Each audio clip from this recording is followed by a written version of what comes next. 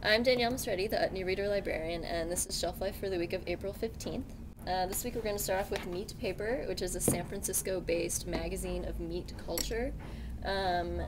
They report on all things related to meat, meat art, meat politics, even sort of the taste and textures of various meat substitutes. This is their pig issue, and believe it or not, they have actually managed to fill an entire issue with fascinating bits of information about pigs and pork. For starters, I'll just point out that they open every issue with a meat spread, which usually hosts just a nice double truck of some kind of lunch meat or salted meat. Always inspires some drooling around the office. They've got this really handy guide to how to split up a pig. For example, if you were going to join up with a couple of other people and just buy a whole pig, then they even have a handy chart for how to divide it up so that everybody gets the good amount of good parts. They've got, what else do I have marked here? Oh, a handy little chart comparing factory farm pigs to more sustainably raised pigs with pros and cons to each form. They don't put much of their content online, but definitely pick them up at your nearest somewhat hip bookstore. Next up, we've got Art Lies. They're quarterly, and what I actually like about them is, believe it or not, a lot of art magazines that I see don't seem to publish much art. It's a lot of art criticism, but not a lot of showcasing of actual artwork. Art Lies really works to show a lot of work, which is really cool. They have this really strange piece by a guy who is an octopus hunter. He doesn't hunt with a tank or anything. He gets to know sort of the topography of the sea and where octopi like to hide, and he talks, it's kind of a play-by-play of how he catches an octopus and kind of has to wrestle with it.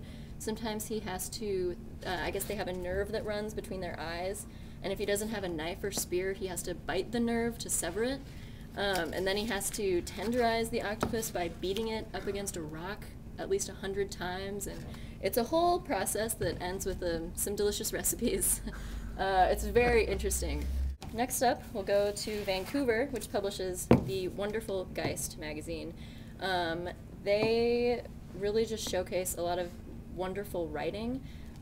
They've had a redesign of their cover, and they've got really eco-friendly cover stock and paper and ink now, which is really neat. They've got this fun feature this time, the Obama Dreams.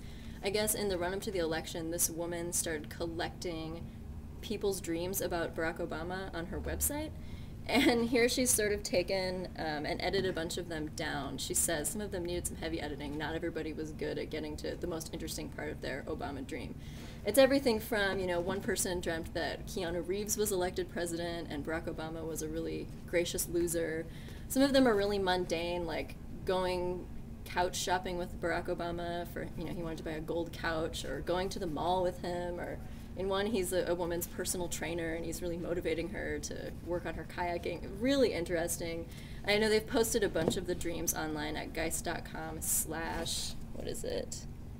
/Obama, so if you wanted to check the rest of them out. Finally, in a different Canadian city, Azure is based in Toronto. It is a magazine of design and architecture. It is tall. I'm not sure if you'll be able to see my head over the top of it.